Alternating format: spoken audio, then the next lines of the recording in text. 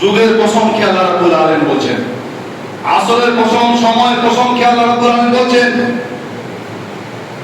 ইন্নাল ইনসানা লাফি খুসর, নিশ্চয়ই মানব জাতি, নিশ্চয়ই মানুষেরা ক্ষতিগ্রস্তের মধ্যে রয়েছে।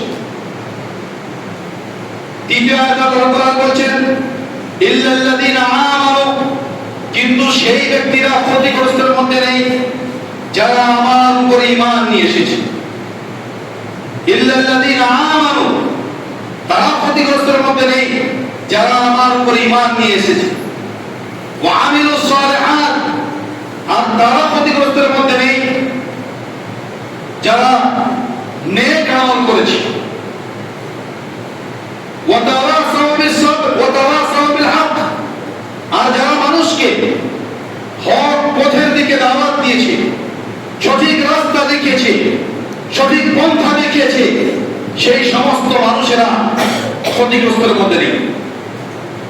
আল্লাহ রাব্বুল আলামিন সেই সূরার সব শেষের অঙ্গে বলছেন, ওয়া তাওয়াসাউ বিস-সাবর, আর যারা মানুষকে ধৈর্য ধারণ করার দিকে আহ্বান জানিয়েছে, যারা মানুষকে সবর করার দিকে পথ দেখিয়েছে, তারা ক্ষতিগ্রস্তের মধ্যে নয়। আমরা এই ছোট্ট সূরাটির আয়াতের 3-4টি আয়াতের আমরা অর্থ জানতে পারলাম, মানে কি। এক একটি শব্দ, এক একটি ওয়ার্ড নিয়ে মুফাসসিরিনে কেরামরা এত তাফসীর করেছে, এত বিশ্লেষণ করেছেন, যা বলা বাহুল্য। আল্লাহ রাব্বুল আলামিন সর্বপ্রথম কসম খাচ্ছেন, জামানার কসম, সময়ের কসম। সর্বপ্রথম এই শব্দটির উপর আলোচনা করি 2 থেকে 3 মিনিট। আল্লাহ রাব্বুল আলামিন ব্যতীত, আল্লাহ রাব্বুল আলামিন ছাড়া অন্য কেউ মাখলুকাতের কসম খেতে পারে না। আল্লাহ রাব্বুল আলামিন এমন একটি জাত, এমন একটি খালেক, এমন একটি উপাসনাকারী, যারা আমরা উপাসনা করি, সেই এমন একটি জাত, সে শুধুমাত্র মাখলুকাতের কসম খেতে পারে এবং কি নিজেরও কসম খেতে পারে। তাহলে বোঝা গেল যে মানুষ আল্লাহ রাব্বুল আলামিন ছাড়া অন্য কাউকে কসম খেতে পারে না। ফিকহি মাসআলা অনেক আছে, কোরআনের কসম খেতে পারবো কিনা, ওদিকে যাচ্ছে না, ওদিকে বড় লম্বা সময় চলে যাবে। এবার আমাদেরকে যদি কসম খেতে হয়, তাহলে আল্লাহ রাব্বুল আলামিনের কসম খেতে হবে। আল্লাহ রাব্বুল আলামিন ব্যতীত অন্য কাউকে কসম খাওয়া মানে আল্লাহ রাব্বুল আলামিনের সঙ্গে ওই ব্যক্তিকে, ওই মাখলুককে শরীক করা। আল্লাহ রাব্বুল আলামিন কোরআনের পাকের মধ্যে অন্য জায়গায় বলেছেন, লা তুকসিম বিল্লাহ, আল্লাহ ব্যতীত অন্য কাউকে কসম খাবে না তোমরা। এখানে আল্লাহ রাব্বুল আলামিন কি বোঝাতে যাচ্ছেন, যে আমি ছাড়া মাখলুক তোমরা কাউকে কসম খেতে পারবে না, কিন্তু আল্লাহ রাব্বুল আলামিন খেতে পারবেন, যার দলিল এখানে রয়েছে। শুধু এই নয়, আল্লাহ রাব্বুল আলামিন আরো অন্যান্য কোরআনের আয়াতের মধ্যে মাখলুকাতের কসম খেয়েছেন, সময়ের কসম খেয়েছেন, ফলের কসম খেয়েছেন, ওয়া তিন ওয়া যাইতুন, তিন এবং যাইতুনের কসম খেয়েছেন আল্লাহ রাব্বুল আলামিন। তো এখানে বুঝা গেল যে আল্লাহ ব্যতীত অন্য কাউকে কসম খাওয়া যাবে না। যে ব্যক্তি আল্লাহ রাব্বুল আলামিন ছাড়া অন্য কাউকে কসম খেলো, মায়ের, বাপের, জমিনের, ছেলের মাথার ইত্যাদি ইত্যাদি, সেই ব্যক্তি সাফল্যবান হতে পারে না। সেই ব্যক্তি খাসিরুন, সেই ব্যক্তি এই পৃথিবীর বুকে এবং এই কাল কিয়ামতের বুকে সে খাসারা উঠানে না, সে ক্ষতিগ্রস্তের মধ্যে। তাহলে সেই ব্যক্তি ক্ষতিগ্রস্তের মধ্যে হবে না যে ব্যক্তি আল্লাহ রাব্বুল আলামিনের কসম খাবে, আল্লাহ রাব্বুল আলামিন ব্যতীত অন্য কাউকে কসম খাবে। শেখ ইবনে বাজ রাহিমাহুল্লাহ এই সম্পর্কে অনেক আলোচনা করেছেন। শেখ মুহাম্মদ রাহিমাহুল্লাহ এই সম্পর্কে একটি ছোট্ট বই লিখে দিয়েছেন। শেখ সালেহ হুসাইন, শেখ সালেহ ফৌজান একটি বই রয়েছে কিতাবুত তাওহীদ ওয়া হাক্কুল্লাহ আলাইহি। এই বইটিতে তিনি একটি ইবারত নকল করেছেন। সেই ইবারতে বলেছেন যে আল্লাহ ব্যতীত অন্য কাউকে কসম খাওয়া অর্থাৎ হচ্ছে এটা যে সেই ব্যক্তিকে, সেই মাখলুককে আল্লাহ রাব্বুল আলামিনের সমতুল্য করা, আল্লাহ রাব্বুল আলামিনের বরাবরি করা। যদি আল্লাহ রাব্বুল আলামিনের বরাবরি কাউকে করা হয় তাহলে সেই ব্যক্তি শিরক করল আল্লাহ রাব্বুল আলামিনের সঙ্গে। আর ওই ব্যক্তি ওই অবস্থায় যদি মৃত্যুবরণ করে তাহলে তার ঠিকানা জাহান্নাম। তাহলে সেই ব্যক্তি খাসারার মধ্যে যে আল্লাহ ব্যতীত অন্য কাউকে কি খাবে? কসম খাবে। দ্বিতীয় আয়াতে কি বলছেন আল্লাহ রাব্বুল আলামিন? ইন্নাল ইনসানা লাফি খুসর। নিশ্চয়ই সমস্ত মানুষ পৃথিবীর সমস্ত মানব জাতি ক্ষতিগ্রস্তের মধ্যে রয়েছে। কিন্তু তারা ক্ষতিগ্রস্তের মধ্যে, যারা ক্ষতিগ্রস্তের মধ্যে তাদের বিশ্লেষণ আল্লাহ রাব্বুল আলামিন আগের আয়াত থেকে বলেছেন। এই আয়াতের তাফসীর করতে গিয়ে, বিশ্লেষণ করতে গিয়ে সূরাতুল আনকাবুতের মধ্যে আপনাদেরকে পাওয়া যাবে, আপনি পাবেন সূরা আনকাবুত আয়াত নাম্বার 52, যেটাকে আমরা 52 বলি। আল্লাহ রাব্বুল আলামিন সেখানে বলেন ওয়াল্লাযীনা আমানু বিল বাতিল ওয়া কাফারু বিল্লাহি উলাইকা হুমুল খাসিরুন। যারা আল্লাহ রাব্বুল আলামিনের সঙ্গে কুফর করবে, যারা আল্লাহ রাব্বুল আলামিনকে ইনকার করবে এবং কি যারা ঈমান নিয়ে আসবে না, তারা বাতিল এবং কি তারা ক্ষতিগ্রস্তের মধ্যে রয়েছে। হুমুল খাসিরুন, তারাই ক্ষতিগ্রস্তের মধ্যে রয়েছে যারা আল্লাহ রাব্বুল আলামিনের ইনকার করবে, আল্লাহ রাব্বুল আলামিনকে অস্বীকার করবে। অস্বীকার কেমন? আমরা বলবো মুসলমান, আমরা মাশাআল্লাহ নামাজ পড়ি, রোজা রাখি, হজ করেছি, যাকাত দিচ্ছি, কিন্তু আমরা তো আল্লাহকে অস্বীকার করি না। আমরা কি করে ক্ষতিগ্রস্তের মধ্যে করি? না, অবশ্যই আপনি যদি আল্লাহ রাব্বুল আলামিনের সঙ্গে অন্য কাউকে শরীক করেন, অন্য কাউকে যদি শামিল করেন, তাহলে আপনি ক্ষতিগ্রস্তের মধ্যে রয়েছেন। এবং আল্লাহ রাব্বুল আলামিন বলছেন যে সেই ব্যক্তি যদি সেই কুফরি অবস্থায় মারা গেল, শিরক অবস্থায় মারা গেল, তার ঠিকানা জাহান্নাম। এইজন্য বলছেন আল্লাহ রাব্বুল আলামিন ওয়াল্লাযীনা আমানু বিল বাতিল, যারা বাতিলের উপর ঈমান নিয়ে এসেছে তারা ক্ষতিগ্রস্তের মধ্যে রয়েছে, যারা আল্লাহ রাব্বুল আলামিনকে ইনকার করেছে তারা ক্ষতিগ্রস্তের মধ্যে রয়েছে। আল্লাহ রাব্বুল আলামিন সূরা জুমার আয়াত নাম্বার 15 তে আল্লাহ রাব্বুল ঘোষণা করছেন, বলছেন আল্লাহ রাব্বুল আলামিন ফা'বুদু, তোমরা আমার ইবাদত করো। কার ইবাদত করো? আমার। অর্থাৎ আল্লাহ রাব্বুল আলামিন বলেন আল্লাহর ইবাদত করো তোমরা। মা শিতুম মিন দুনিহি কুল ইন্নাল খাসিরুন আল্লাযীনা খাসিরু আনফুসাহুম, যারা আমার ব্যতীত অন্য কারো ইবাদত করবে তারা নিজেকে এবং অন্যকে ক্ষতিগ্রস্তের মধ্যে নিয়ে গেল। ওয়া আলাইহিম ইয়াউমাল কিয়ামা, আর কিয়ামতের দিনে তার কোনো হিস্সা থাকবে না। আলা যালিকা হুমুল খাসিরুন হুয়াল খাসার ওয়া খাসিরু আনফুসাহুম ওয়া আলাইহিম ইয়াউমাল কিয়ামা আলা যালিকা হুয়াল খাসরানুল মুবিন। তারাই পরিষ্কার ওয়াজিহ বাইন, তারা ক্ষতিগ্রস্তের মধ্যে রয়েছে। তাহলে বোঝা গেল আল্লাহ ব্যতীত অন্য কাউকে উপাসনা করা, আল্লাহ ব্যতীত অন্য কাউকে মানা, আল্লাহকে অস্বীকার করা এবং কি বাতিলের উপর ঈমান নিয়ে আসা। বাতিল বলতে কি বোঝায়? বাতিল বলতে আল্লাহ ব্যতীত অন্য কারোর উপর ঈমান নিয়ে আসা, যে আল্লাহ আমাদেরকে সহযোগিতা করতে পারে, তেমন বাবা আমাদের পীর বাবা আমাদের সহযোগিতা করতে পারে, তেমন বাবা আমাদের গ্রামের বড় সরকার সহযোগিতা করতে পারে। যদি এটা আপনার ধারণা আকীদা থাকে তাহলে সেইটাই হচ্ছে বাতিল। আর এই অবস্থা যদি আপনি মারা যান তাহলে আপনি নিশ্চয়ই ক্ষতিগ্রস্তের মধ্যে থাকবেন। আল্লাহ রাব্বুল আলামিন সূরা জুমার 65 নম্বর আয়াতে আল্লাহ আরো বলেন ওয়ালাকাদ উহিয়া ইলাইক, নিশ্চয়ই আল্লাহ রাব্বুল আলামিন নবী সাল্লাল্লাহু আলাইহি ওয়াসাল্লামকে বলেন নিশ্চয়ই তোমার উপর ওহী করা হয়েছে। ইলাল্লাযীনা মিন ক্বাবলিক, আর তোমার আগে যারা এসেছিল তাদের উপর ওহী করা হয়েছে।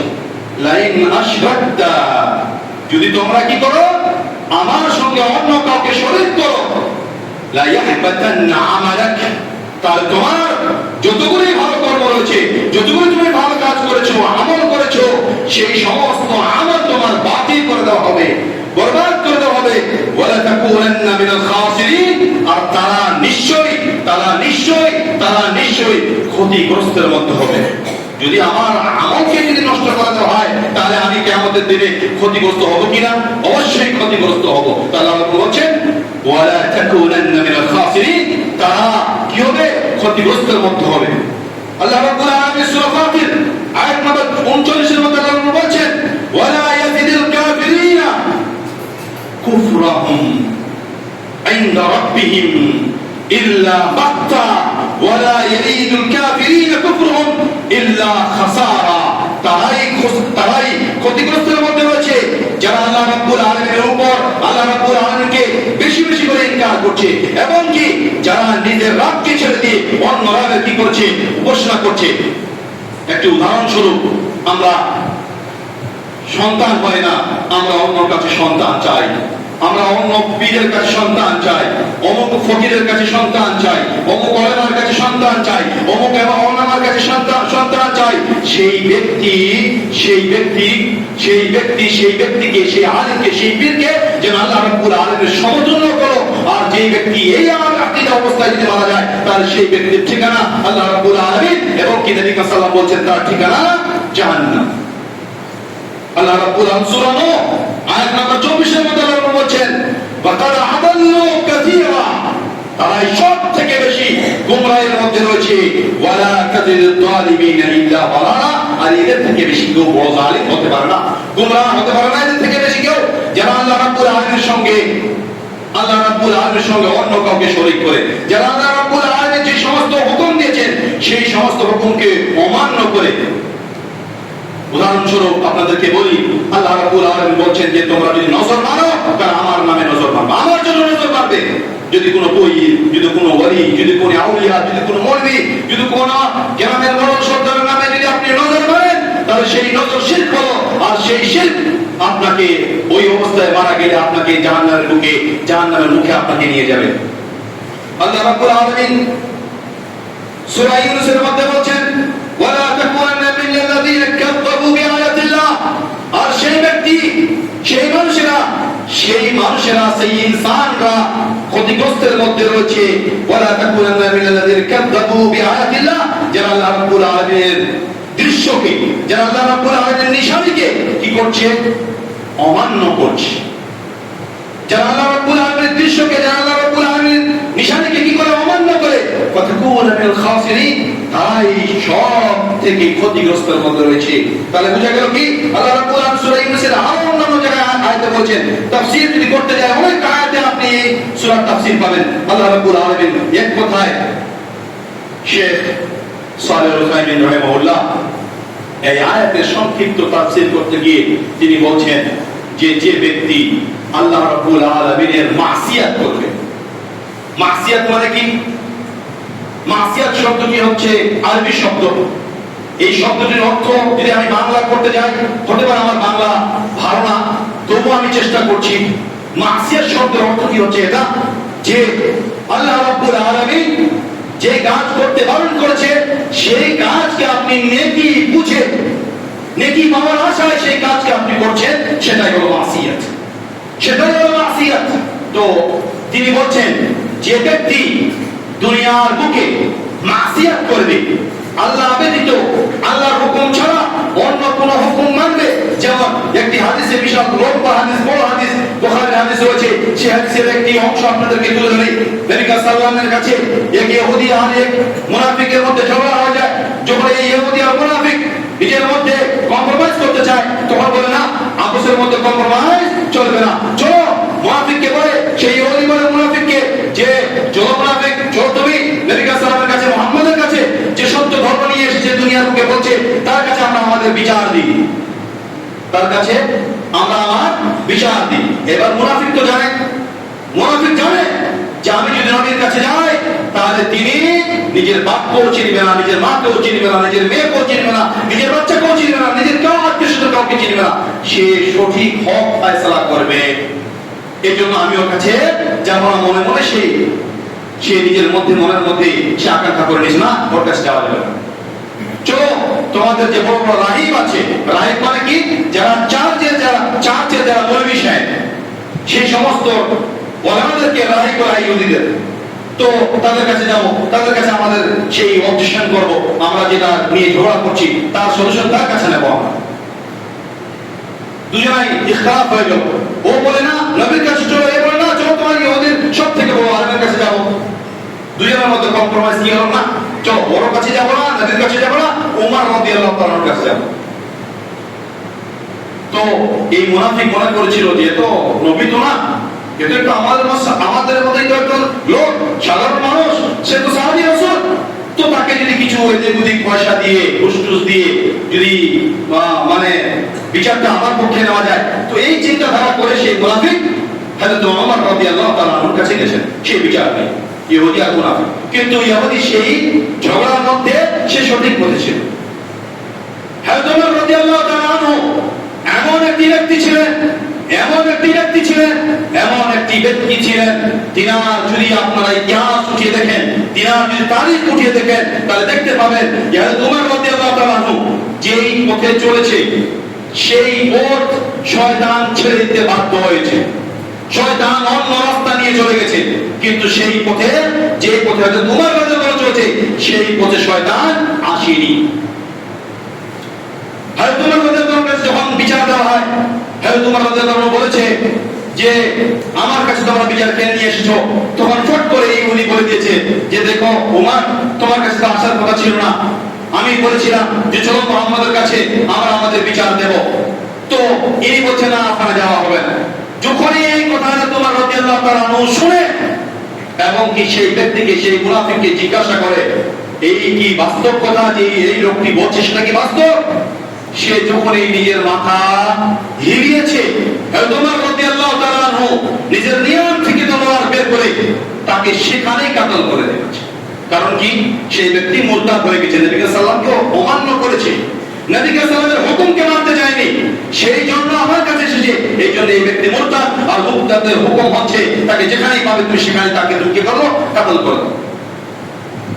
ফিকহি মাসলা আছে যে তাকে এক মাস, এক দিন, 2 দিন, এক সপ্তাহ তাকে মোহলা দিতে হবে, তাকে সময় দিতে হবে, তাকে দিনের দাওয়াত দিতে হবে। সে যদি ফিরে আসে তাহলে তাকে ঠিক আছে, সে মুসলমান হয়ে গেল, আর যদি ফিরে না আসে তাহলে তাকে কাতল করতে হবে। কিন্তু তোমার রাদিয়াল্লাহু তাআলা তাকে সময় নেই। তার কারণ হচ্ছে এটাই যে নবী সাল্লাল্লাহু জীবিত ছিলেন, এক। দ্বিতীয় নম্বর হচ্ছে এটা যে নবী হযরত ওমর রাদিয়াল্লাহু তাআলা নিজের খেয়ালের উপর কাবু রাখতে পারেননি, যে আমি একটি ক্ষুদ্র মানুষ, আমার কাছে বিচার নিয়ে আসা হয়েছে, যখন কি আমার নবী হযরত মুহাম্মদ মুস্তাফা সাল্লাল্লাহু আলাইহি ওয়াসাল্লাম যে সব মানুষ থেকে উত্তম, সেই মানুষের কাছে বিচার না নিয়ে গিয়ে আমার কাছে নিয়ে আসা হয়েছে, তারপরে এর থেকে বড় বদমাশ আর কেউ হতে পারে না।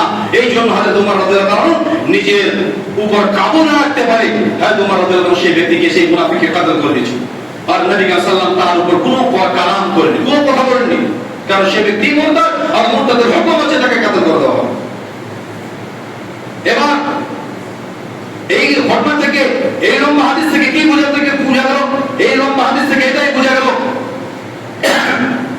যে যেই হুকুম আল্লাহ রাব্বুল আলামিন দিয়েছেন, যে আদেশ নবী করিম সাল্লাল্লাহু আলাইহি ওয়াসাল্লাম দিয়েছেন, সেই আদেশ অমান্য করে যদি আমরা অন্য কোনো কাজ করি নেকি পাবার আশায়, তাহলে সেটাই হলো আমাদের ক্ষতিগ্রস্তের মূল জোট। তাহলে সেখান থেকে আমাদেরকে কি থাকতে হবে? দূরে থাকতে হবে। এই জিনিসটা আমাদের সব সময় মাথায় রাখতে হবে, সব সময় মাথায় রাখতে হবে। এই জন্য আল্লাহ রাব্বুল আলামিন 3 নম্বর আয়াতে বলছেন ইল্লাল্লাযীনা আমানু, সেই ব্যক্তিরা ক্ষতিগ্রস্তের মধ্যে নয় যারা ঈমান নিয়ে এসেছে। ঈমান নিয়ে আসা মানে কি? ঈমান নিয়ে আসা সম্পর্কে সালেহ হুসাইন ইবনে বাজ রাহিমাহুল্লাহ তিনি বলেছেন, ঈমান নিয়ে আসা মানে নয় যে আপনি মুখ দিয়ে কালেমা তাওহীদ লা ইলাহা ইল্লাল্লাহ মুহাম্মাদুর রাসূলুল্লাহ পড়ে নিলেন, আপনি ঈমান নিয়ে আসলেন আল্লাহ রাব্বুল আলামিন পর। না, এটা ঈমান নয়। ঈমান হচ্ছে 3টা জিনিসের জোর, মূল কে বলা হয় ঈমান। আপনি যেভাবে মুখ দিয়ে উচ্চারণ করবেন, শব্দে উচ্চারণ করবেন, বাক্যে উচ্চারণ করবেন, তেমনি ভাবে সেই সমস্ত জিনিস আপনার বুকের মধ্যে যে দিল রয়েছে, যে কল্প রয়েছে, যে হৃদয় রয়েছে, সেই হৃদয় দিয়ে সেই সমস্ত কলেমার অর্থকে আপনার বুকের মধ্যে গেঁথে নিতে হবে যে আল্লাহ ব্যতীত অন্য কেউ মাবুদ নেই, আল্লাহর ব্যতীত অন্য কেউ উপাস্য নেই, আল্লাহ ব্যতীত অন্য কারো উপাসনা করা যেতে পারে না, এবং কি নবী করিম সাল্লাল্লাহু আলাইহি ওয়াসাল্লাম সব শেষ নবী, তারপরে আর কোন নবী আসবে না। এই কথাটুকু যেমন ভাবে আমরা মুখে উচ্চারণ করব, তেমনি ভাবে আমাদের অন্তর কথাতেই থাকতে হবে। তৃতীয় হচ্ছে যে আপনি অন্তরে মুখে রাখলে হবে না, সেটা আপনাকে আমলে বাস্তবায়িত করতে হবে। তার মানে কি? তার মানে হচ্ছে এটা যে নবী সাল্লাল্লাহু আলাইহি ওয়াসাল্লাম বলেছেন, আল্লাহ রাব্বুল আলামিন বলেছেন তোমাকে 5 ওয়াক্ত নামাজ আদায় করতে হবে। তুমি 5 ওয়াক্ত নামাজ আদায় করো, তোমার যদি সামর্থ্য থাকে তুমি যাকাত দিবে, তোমার যদি সামর্থ্য থাকে হজ করে দেবে, তোমার যদি সামর্থ্য থাকে তাহলে তুমি তোমার যথাযথ অনুভাবে তুমি মানুষের সহযোগিতা করবে। এটা বলে আমল সালেহ। আমল সালেহ মানে এটা নাই যে আপনি নেক আমল করলেন বাস হয়ে গেল, না। ঈমান নিয়ে আসার মানে হচ্ছে আপনাকে এই তিনটা জিনিসের উপর পুঙ্খানুপুঙ্খভাবে আমল করতে হবে, তাহলে আপনি ঈমান নিয়ে আসা হলো আমল আল্লাহ রাব্বুল আলামিন।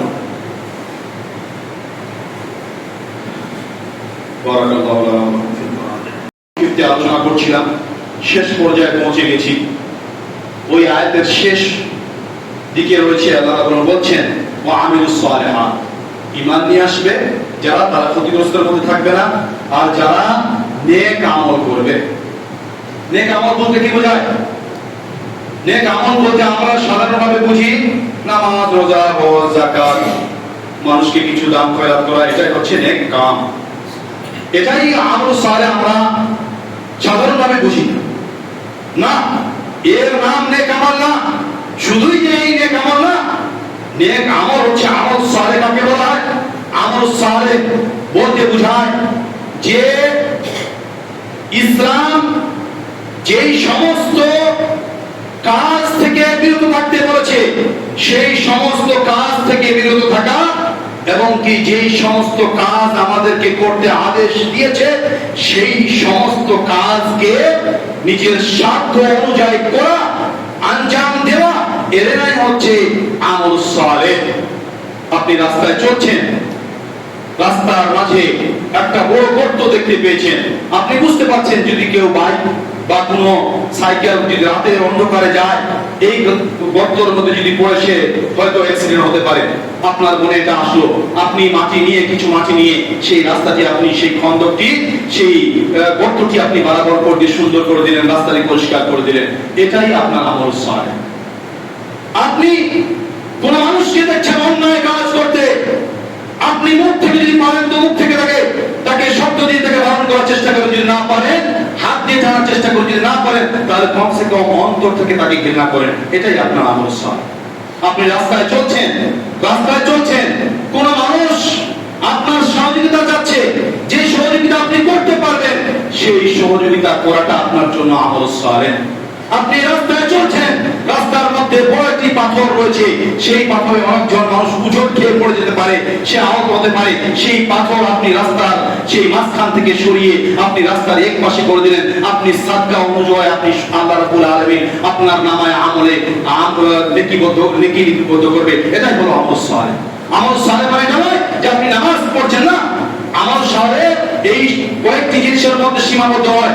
আমল সালেহ হচ্ছে সেই সমস্ত কাজ, যে সমস্ত কাজ আল্লাহ রাব্বুল আলামিন এবং তার নবী মুহাম্মদ সাল্লাল্লাহু আলাইহি ওয়াসাল্লাম করতে আদেশ দিয়েছেন, এবং যে সমস্ত কর্ম থেকে, যে সমস্ত কটু কথা থেকে আল্লাহ রাব্বুল আলামিন নবী সাল্লাল্লাহু আলাইহি ওয়াসাল্লাম বিরত থাকতে বলেছেন, সেই সমস্ত কর্ম থেকে, সেই সমস্ত কথাবার্তা থেকে বিরত থাকা হচ্ছে আমল সালেহ। আর দুটো শব্দের অর্থ 2 থেকে 1 মিনিটের মধ্যে বলে শেষ করবো ইনশাআল্লাহ, আপনাদের সময় নেব। আল্লাহ বলেছেন ওয়াতাওয়াসাউ বিল হাক্কি, হকের তুমি রাস্তা দেখাও। মতলব কি? অর্থাৎ কি? অর্থাৎ হলো এটাই যে আপনি সঠিক পথ দেখান। আমরা কোন সময় দেখি ভাই এটা রাস্তা কোথায় যাবে, বদমাশি করে ছোট ছোট ছেলেরা, আঙ্কেল এই রাস্তাটা আপনার বানিয়ে যাবে না, এই রাস্তাটা আপনার কুশমুড়ি যাবে। আবার ওই রাস্তা, ওই বাচ্চা ওই বলার কারণে সেই লোকটি যে ভালো রাস্তায় যাচ্ছিল, যেখানে সে বানিয়ে পৌঁছাতো, সেই জায়গায় ও আবার ফেরত কুশমুড়ি গিয়ে পৌঁছে গেছে। তাহলে এটা হলো কি? এটা হক রাস্তা দেখানো হলো। আর হক রাস্তা কি? আপনি যদি জানেন যে এটা হালাল, এটা হারাম, এটা অবৈধ, এটা বৈধ, তাহলে আপনাকে বলার দরকার যে ভাই এই কাজটা মানে আদবের সঙ্গে নবী সাল্লাল্লাহু যে কোনো কাজ করেছেন, যে কোনো বার্তা দিয়েছেন, বড় আদবের সঙ্গে দিয়েছেন, ইহতিরামের সঙ্গে দিয়েছেন। সাহাবী রাসূল ওযু করতে জানেন না, সাহাবী রাসূল ওযু করতে জানেন না, তো অন্য সাহাবী রাসূল ওযু করতে জানেন, বড় সাহাবী রাসূল ওযু করতে জানেন না। ছোট বাচ্চা ইবনে আব্বাস ছোট ছেলে, ইবনে ওমর ছোট ছেলে, তিনি দেখছেন বড় সাহাবী ওযু করতে জানেন না, কি করে বলে আঙ্কেল আপনি ওযু করতে পারছেন না, বলা তো তিনার পেস্টিসে লেগে যাবে তো না। তিনি ওনার পাশে ছোট বাচ্চা, সেই তিনার পাশে ওযু করতে বসে গেলেন। বসে সে জোরে জোরে বলছে বিসমিল্লাহ। বিসমিল্লাহ মানে উযু করার শুরুতে বিসমিল্লাহ বলতে হবে, বিসমিল্লাহ, তারপর যেভাবে উযু করে সেভাবে। ওই লোক তো জানে যে আমি উযু করতে জানি, দেখি তো এই বাচ্চাটা কিভাবে উযু করছে, সেম টু সেম যখন সে উযু করতে লাগলো, তাহলে বোঝা গেল কি তাকে আঘাত দিল না, কিন্তু তাকে শিখিয়ে দিল যে উযু এইভাবে করতে হয়। তো আঘাত না দিয়ে তাকে সুন্দরভাবে তাকে বুঝিয়ে আপনাকে হক পথের দিকে তাকে কি করতে হবে, দাওয়াত দিতে হবে। আর সবরের সাথে আপনাকে দাওয়াত দিতে হবে, সবরের পথে। কেউ কোনো কাউকে অযথা ভাবে অন্যায় ভাবে কোনো অসুবিধা করেছে আপনার, কিন্তু আপনি যথাযথভাবে যদি তাকে গালি দেন, তাহলে আপনি কি সেই জিনিসটা ফেরত পাবেন না? আপনি কি বড় হয়ে যাবেন না? গালি দিলেই আপনি বড় হয়ে যাবেন তা কোনদিন হতে পারেন না। আপনি সবর করেন, এরপর আপনি দুনিয়াতেও পাবেন, আল্লাহ রাব্বুল আলামিন আপনাকে দুনিয়াতেও দেবে। আর কাল কিয়ামতের মাঠে যদি আপনি সঠিকভাবে যদি সবর করে থাকেন, ধৈর্য ধারণ করে থাকেন, তার এই সবর দ্বারাই, এই ধৈর্য দ্বারাই আল্লাহ রাব্বুল আলামিন কাল কিয়ামতের মাঠে আপনাকে বিনা হিসাব কিতাব আল্লাহ রাব্বুল আলামিন জান্নাতের মধ্যে দাখিল করে দেবেন। আল্লাহ রাব্বুল মাসিয়াতের মধ্যে বেশি। এই জন্য বলি, এই ছোট্ট সূরা আমল করবেন না, তাফসীর করবেন, বুঝতে পারবেন কি কি রয়েছে এই সূরার এই তিনটি আয়াতের মধ্যে। আল্লাহ রাব্বুল আলামিনের কাছে দোয়া করি, আল্লাহ রাব্বুল আলামিন তুমি আমাদের সকলকে ভালো বুঝা, সঠিক বুঝা, দ্বীনকে সঠিকভাবে বুঝা, সাহাবী রাসূল যেভাবে বুঝেছে, আল্লাহ রাব্বুল আলামিনের নবী মুহাম্মদ সাল্লাল্লাহু আলাইহি ওয়াসাল্লাম যেভাবে আমাদেরকে বুঝিয়ে গেছেন, সেই অনুভাবে আমাদের বুঝার তৌফিক দান করো। আল্লাহ রাব্বুল আলামিন সঠিক বুঝে আমাদেরকে চলার তৌফিক দান করো। আল্লাহ রাব্বুল আলামিন আমাদের মুসলমানদের উপর যেখানে নির্যাতন অত্যাচার হচ্ছে, আল্লাহ রাব্বুল আলামিন সেই জালেমদের তুমি পঙ্খুভাবে জবাব দাও। আল্লাহ রাব্বুল আলামিন তুমি ভারতবর্ষের বিভিন্ন জায়গায় মুসলমানদেরকে আল্লাহ রাব্বুল আলামিন অন্যায়ভাবে তাদেরকে মারা পিটা হচ্ছে, সেই সমস্ত মুমিন বান্দাদেরকে আল্লাহ রাব্বুল আলামিন তুমি রক্ষা করো। আল্লাহ রাব্বুল আলামিন যারা আমরা সকলেই এই জুমার মসজিদে উপস্থিত রয়েছি, আমাদের মধ্যে অনেক বুকের মধ্যে বেদনা, বুকের মধ্যে ব্যথা রয়েছে, আল্লাহ রাব্বুল আলামিন সেই ব্যথা আমাদেরকে সবরের মধ্যে তুমি তাকে পরিবর্তন করে দিও, এবং যে ধৈর্য ধরা আমাদেরকে তুমি তৌফিক দান করো। ওয়া মা আলাইনা ইল্লাল বালাগ। আল্লাহুম্মা সাল্লি আলা